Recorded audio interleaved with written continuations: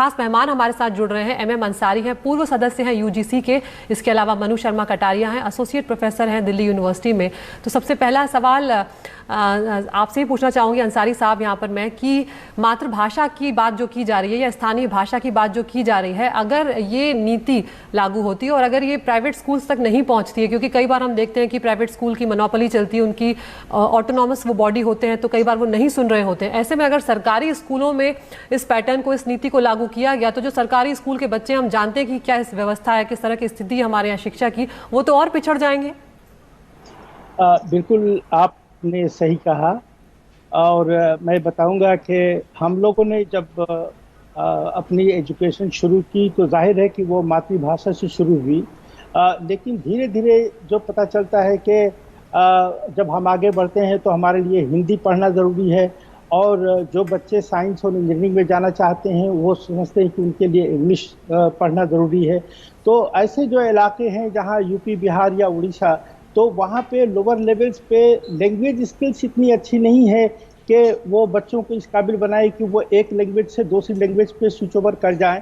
और जब आज की एजुकेशन और इकॉनमी जब काफ़ी ग्लोबलाइज्ड हो चुकी है, और जब हम ये देखते हैं कि हमारा जो शिक्षा का जो स्तर है, खास करके लोअर लेवल्स की अगर हम सिर्फ बात करें, हायर एजुकेशन की हम बात बाद में करेंगे, तो हम देखेंगे कि एजुकेशनल सर्वेज जो हर साल आती जा रही हैं वो ये दिखाती हैं कि ड्रॉप आउट बहुत ज़्यादा है, और लर्निंग अटैचमेंट बच्चों की, चाहे वो लैंग्वेज हो, चाहे वो साइंस हो या मैथ्स है, उसमें बहुत कम होती है। तो मैं समझता हूँ कि जो क्वालिटी है, जो शिक्षा का जो स्तर है, उसको सुधारने की ज़्यादा ज़रूरत थी, बजाय इसके कि सिर्फ हम लैंग्वेजेस की बात करते हैं। लैंग्वेज तो हमारे यहाँ चलती हैं, बहुत सारी लैंग्वेजेस हैं और हर लैंग्वेज में पढ़ाई हो रही है, लेकिन जब हम मोबिलिटी की बात करते हैं और हमारे यहाँ 20 जो लैंग्वेजेस स्कूलों में पढ़ाई जाती हैं, तो फिर हमें उन बच्चों को उसके तैयार करने के लिए बड़ी ज़रूरी होती है कि वो हिंदी मीडियम से जाते हैं, इंग्लिश मीडियम में जाते हैं।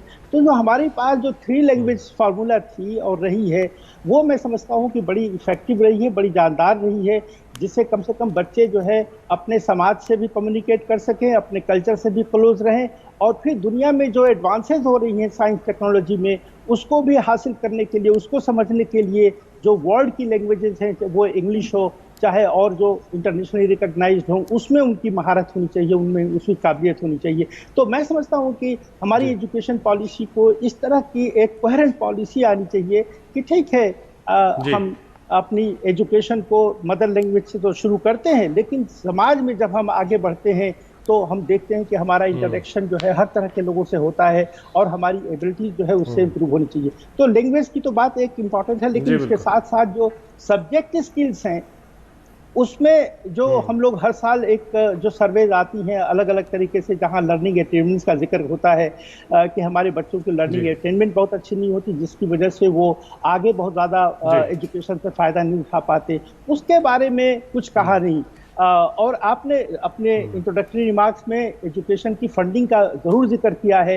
ये 6% हम ले करके बैठे हुए हैं 68 की जो पहली पॉलिसी आई थी तब से, लेकिन आज तक किसी भी सरकार ने 3 या 2.5% से ज़्यादा इसको बढ़ाने की कोशिश नहीं की। और आज अगर हम देखते हैं तो हमारे यहाँ एजुकेशन जो लेवल है, जो इंफ्रास्ट्रक्चर है तमाम स्कूलों में, मैं स्कूल की बात कर रहा हूँ, मैं हायर एजुकेशन की बात नहीं कर रहा, आप देखिए तो वो तमाम एजुकेशनल इनइक्वलिटीज इतनी ज़्यादा बढ़ी हुई है जिसकी कोई हद नहीं है।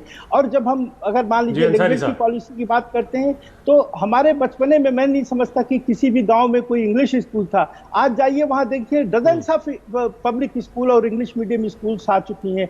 तो हमारे जो बिल्कुल उसकी वजह है 40% जो है इंग्लिश मीडियम स्कूल्स में जा रहे हैं, उनके बारे में कुछ सोचना जरूरी है। जी बिल्कुल समझ गए। जी जी अंसारी साहब, बिल्कुल आप जो कह रहे हैं कि और ये भाषा जो है वो इस वजह से भी ज़रूरी हो गई क्योंकि हमने सॉफ्टवेयर और जो दुनिया भर की जो चीज़ें जिनमें हमने अपने लोगों को बाहर पढ़ने के लिए भेजा, उस सब के लिए मूल रूप से भाषा अंग्रेज़ी की ज़रूरत थी, और हमारी वो ताकत भी बनी कई स्तर पे। जैसे मुझे इस बात का अफसोस रहता है अदिति, और हमारे साथ मनु शर्मा कटारिया भी हैं एसोसिएट प्रोफेसर, कि मैंने बहुत अरसे तक मैं पार्षद अंतर नियम यानी कि मेमोरेंडम ऑफ एसोसिएशन जिसको मैं बहुत आसानी से समझ सकता था, लेकिन हिंदी में शायद उसका जो अनुवाद है वो इतना कठिन करके मुझे पढ़ाया गया है कि उसका मलाल है कि मुझे शायद इस चीज़ को आसानी कर दी जाती। जो राजभाषा विभाग है उसने न जाने किस किस्म के ट्रांसलेशन किए हैं हमारे यहाँ पे, वो एक बड़ी मुसीबत है। तो मनु शर्मा जी, भाषाई आधार पर ये अगर जो प्राइमरी एजुकेशन की बात करें, अगर हम मातृभाषा में करेंगे तो क्या हमारे बच्चे कहीं पिछड़ जाएंगे? ये एक सवाल बस है, मैं नहीं कह रहा हूँ कि मातृभाषा नहीं होना चाहिए। तो हम सबको बहुत बहुत बधाई कि इतने लंबे सब मैं बोल सकती हूँ क्या? जी जी जी बोलिए आप। हाँ, सबसे पहले तो हम सबको, आप सबको भी बहुत बहुत बधाई की एक बहुत ही अच्छी, इतने समय के बाद, लगभग 34 साल के बाद एक अच्छी और प्रभावी शिक्षा नीति इस देश में लागू की गई है अल्टीमेटली, जिसकी बहुत ज्यादा जरूरत थी। और बहुत सारे विषयों, खास करके जो प्राइमरी एजुकेशन, बेसिक एजुकेशन की हम बात कर रहे हैं, बड़े इफेक्टिव तरीके से इस एजुकेशन पॉलिसी में उसे एड्रेस किया गया है। अब जैसे अगर आप देखेंगे तो जो ECCE का कॉन्सेप्ट है, यानी कि एलिमेंट्री चाइल्ड केयर एजुकेशन, पहली बार हमारे देश में इस लेवल पर जो शिक्षा है उसको एड्रेस किया गया है। यानी 3 से 6 साल के बच्चे की जो एजुकेशन होनी चाहिए, यानी जो अगर आप देखें तो बहुत सारे रिसर्च पेपर्स आपको मिलेंगे जिसमें आपको ये जानने को मिलेगा कि जो 6 साल तक की एज है तब तक जो बच्चे का 85% जो ब्रेन डेवलपमेंट है वो हो जाता है। तो इसीलिए इस पूरा ये जो टाइम पीरियड है ये बड़ा क्रूशियल होता है। इसमें आप कितना एक्सपोजर दे रहे हो, कितना उसको लैंग्वेजेस बता रहे हो, कितने अलग अलग ढंग से आप बच्चे को डेवलप कर रहे हो, वो उसके फ्यूचर पे बहुत कंट्रीब्यूट करेगा। तो इसलिए बहुत अच्छी बात है कि इस टाइम पीरियड को एड्रेस करते हुए एजुकेशन पे ध्यान दिया गया है। अगर आपने कल की जो प्रेस कॉन्फ्रेंस थी मिनिस्ट्री की, उसमें भी उन्होंने बहुत अच्छे से बताया कि जो लिटरेसी है, यानी भाषा ज्ञान, अक्षर ज्ञान और न्यूमरेसी, इन दोनों को बड़ी गंभीरता से सरकार ने इस विषय पर लिया है, इस एजुकेशन पॉलिसी ने लिया है, और इसको ये लोग नेशनल मिशन के रूप में लेने वाले हैं। ये बहुत ही बढ़िया विषय है। तो इतना इम्पोर्टेंस जब हम लैंग्वेज को और अपने जैसे मान लीजिए पहाड़े याद करने, टेबल्स याद करने, इन सब चीजों को देंगे, कैलकुलेशंस को देंगे, तो निश्चित रूप से बच्चे का जो डेवलपमेंट है वो बहुत अच्छा होगा। अब देखिए कितना अपडेटेड सिस्टम हम लाने वाले हैं कि हम क्लास 6 से कह रहे हैं कि हम इसके अंदर कोडिंग जो है वो बच्चों को करवाएंगे। उसके अलावा भी बहुत सारे पॉजिटिव पॉइंट्स आप इस नई शिक्षा नीति में पाएंगे।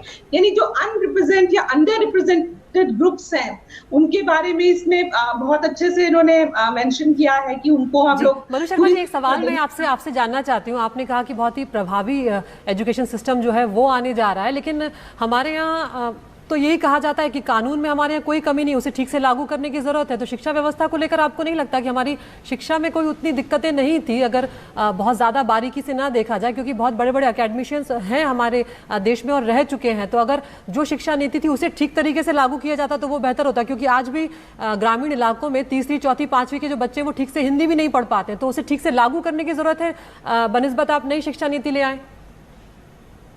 बिल्कुल आप ठीक कह रही हैं कि अगर इम्प्लीकेशन उसका प्रैक्टिकल उसको लगाया नहीं जाता है, उसको ठीक से इम्प्लीमेंट नहीं किया जाता है, तो अच्छी से अच्छी शिक्षा नीति भी बेकार हो जाएगी। लेकिन आपको ये समझना पड़ेगा कि जो अब शिक्षा नीति आई है और जो पहले शिक्षा नीति थी, उनमें बहुत ज्यादा अंतर है। मतलब कहीं पर भी आपके जो स्कूल कॉम्प्लेक्स है उस कंसेप्ट को कहीं आज तक लेके भी नहीं आए हम। ये जो छोटे क्लासेस की एजुकेशन है इनके बारे में हमने सोचा ही नहीं। मल्टी डिसिप्लिनरी है, स्किल एजुकेशन है, वोकेशनल एजुकेशन है, जो एक्स्ट्रा करिकुलर एक्टिविटी है उसकी एक इंपॉर्टेंस भी उतनी ही है जितनी की बाकी सब्जेक्ट्स की है। तो ये सारे विषयों को पिछली किसी भी शिक्षा, अच्छी थी सब शिक्षा नीतियां, लेकिन उसमें इस लेवल तक हम इतनी गहराई तक गए नहीं थे जो इस बार हम जा रहे हैं।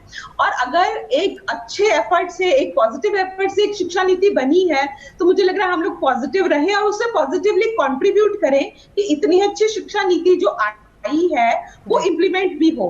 और मुझे उसमें सरकार की बहुत सारी इंटेंशंस इसलिए दिखती है क्योंकि उन्होंने सबसे पहले तो शिक्षा को पूरे वो जो सिस्टम है उससे अलग ढंग से रखने की कोशिश की है, एक अलग उसका पूरा सिस्टम बनाने की कोशिश की है। जैसे आप पूरा नेशनल मिशन लेने जा रहे हो लिटरेसी के बारे में, आप पूरा का पूरा एक जो मेंटरिंग का पूरा एक प्रोसेस आप बनाने जा रहे हैं कि नेशनल कमीशन फॉर मेंटरिंग आप बना रहे हैं। यानी हर बच्चे को एक मेंटर मिले, वो अच्छा टीचर हो, वो अच्छा रिसर्च स्कॉलर हो, यानी मेंटरिंग का एक प्रोसेस अच्छे ढंग ढंग से चले इसका प्रयास हो रहा है, फीस के ऊपर कैप है, और ये जो आपका स्कूल कंसेप्ट, स्कूल कॉम्प्लेक्स का जो कंसेप्ट है, ये बहुत आप देखेंगे आने वाले समय में बड़ा प्रभावी कॉन्सेप्ट रहने वाला है, क्योंकि जो आपके रूरल एरियाज हैं, इस तरह के एरियाज हैं जहाँ एक्सेस कम है, वहां पर अगर ये छोटे छोटे स्कूल्स को कॉम्प्लेक्स बना करके हम एक्सचेंज कर सकते हैं, यानी हम टीचर्स को प्रोवाइड कर सकते हैं उस जगह पे जहां वो बच्चों को प्रॉब्लम हो रहा है,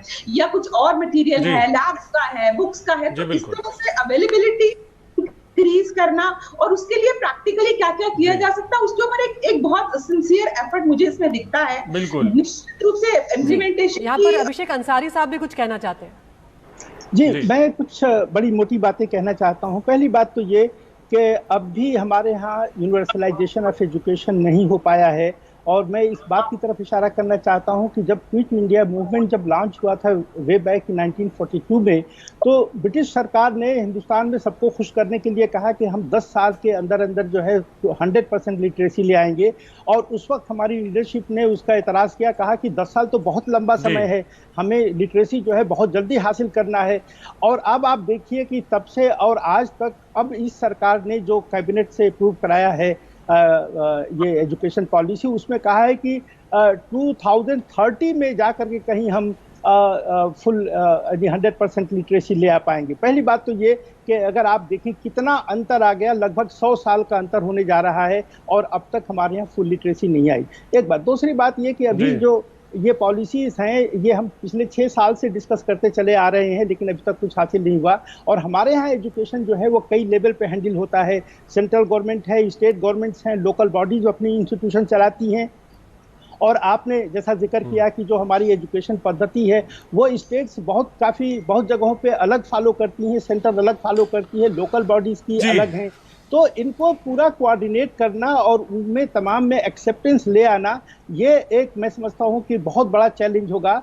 और अभी तो ये सिर्फ मिनिस्ट्री का नाम बदल दिया और ये कहा कि हम इसको अब पार्लियामेंट में ले जाएंगे, पार्लियामेंट में बहुत सारी चेंजेस आएंगी, इसके बाद जब स्टेट से नेगोशिएशन होगा तब उसमें बहुत सारी चीज़ें आएंगी।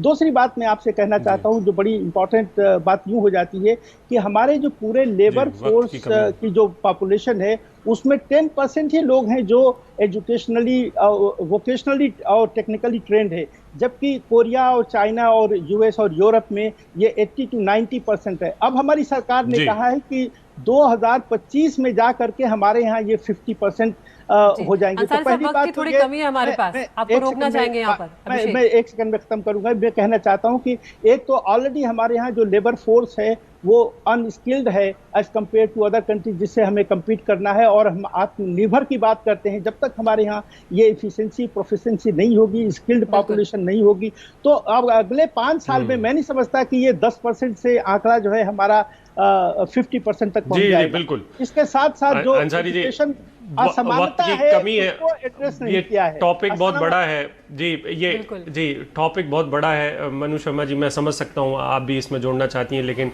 हम लोगों की भी अपनी मजबूरियां हैं और वो है एड ब्रेक की मजबूरी है। वक्त एक ब्रेक का है।